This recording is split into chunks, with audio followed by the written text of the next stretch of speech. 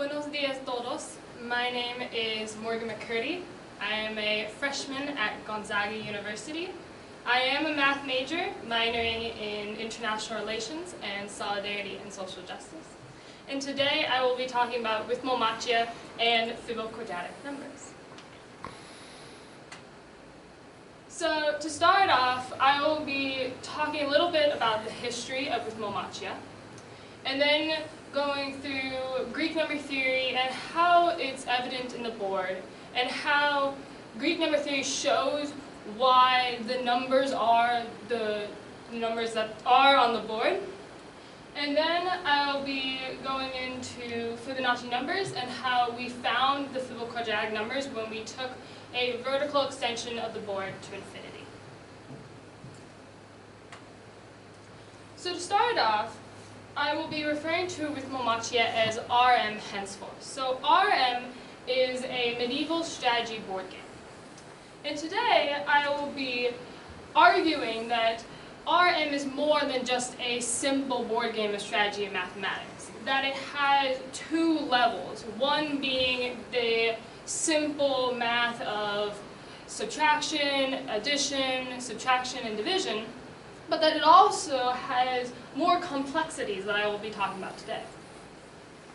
So the entirety of this talk can be simplified into one sentence, and so throughout my talk I will be taking it apart and discussing it, but first I want to read it straightforward. So when the board of RM is extended vertically to infinity, the Fiboquadratic numbers appear by a recursive pattern of a sequence of superpartitions, which I'm going to be talking about and showing that it is something that's quite unique. So to start off, I wanted to show the board game. So this is one diagram created by Claude de Beziers in 1556. Now, this is one version of the board game.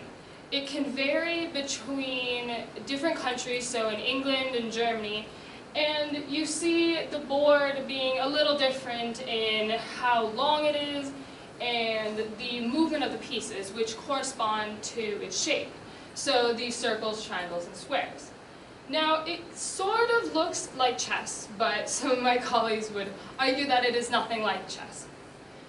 Now, the numbers are what we are going to be talking about today, which stay the same throughout all versions, which is very important and appear through Greek number theory. So, to give a little history, the concepts, as I said, of RM show up in Greek number theory. And Greek number theory comes from Physis de Arithmetica, the textbook used to study quadrivium in medieval universities. And that this text has a classification of natural numbers that has four very key definitions when then understanding Greek theory and how it's evident in RM. So the first definition of Greek number theory is pretty simple. We all learn it in elementary school math. It reads, a number p is a multiple of q if there is an n such that p equals nq. Pretty simple. It gets a little more complex. So in definition 2, a number p is then a superparticular of q if there is an n such that p equals 1 plus 1 over n times q.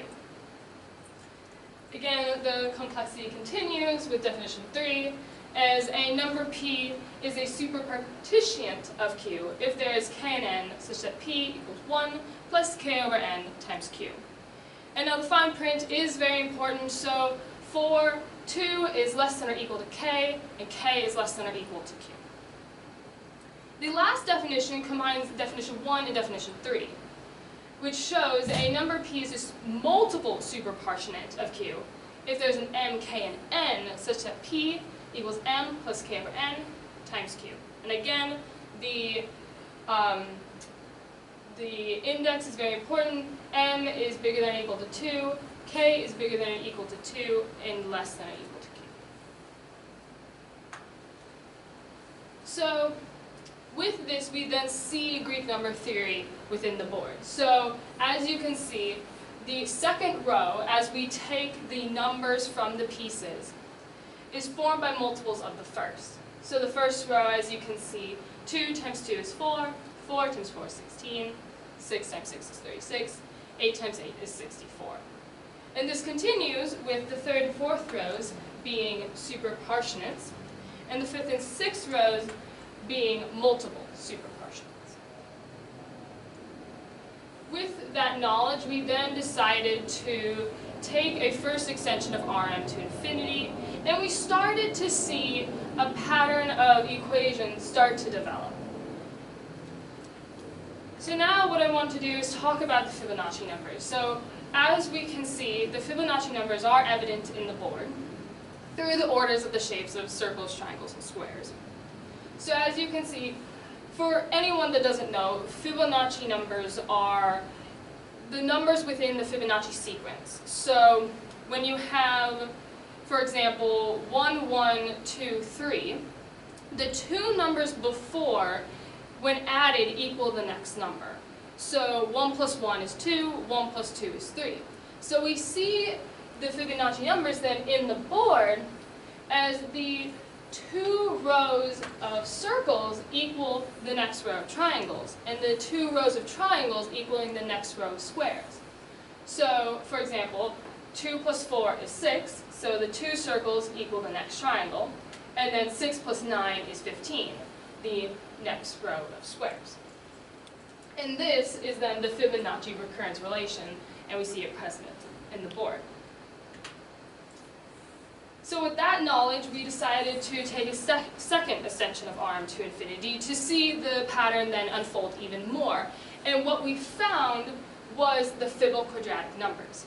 So as you can see here, if you go along the equation, 1 plus 1 is 2, 2 plus 3 is 5, 3 plus 5 is 8, 5 plus 8 is 13. So we're seeing the Fibonacci numbers in the board. And then what do we also see in these equations? They're quadratic.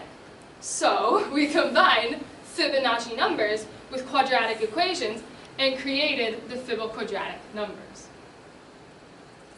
So to conclude with our definitions and theorems, for our definition 1, for each n, the Fiboquadratic sequence of index n is defined by the following: for when m is even and when m is odd.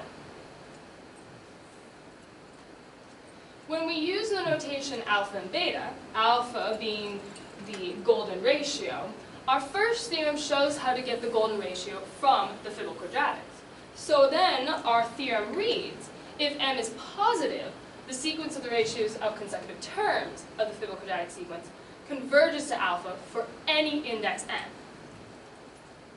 Our second theorem, what's important to note is that it is known that for the general sequence of g of n of Fibonacci are defined by the following, and that where a and b can be any integer, not both 0, then we get this linear equation. So, our definition 2 is if g of n from 0 to infinity is a general Fibonacci sequence, the general Fiboquadratic sequence generated from g of n is then the following when m is even and when m is odd. So, our theorem reads, a general Fiboquadratic sequence, a of m, satisfies the next recurrence relation when a of m equals a of m minus 1 plus a of m minus 3 plus a of m minus 4, with the initial conditions. So, in conclusion, Rm, in my opinion, is not a game that should be lost in time, but is something that needs to be revived, because not only can it teach us the simple basics of mathematics, but it has greater complexities, such as the Fiboquadratic numbers. Thank you.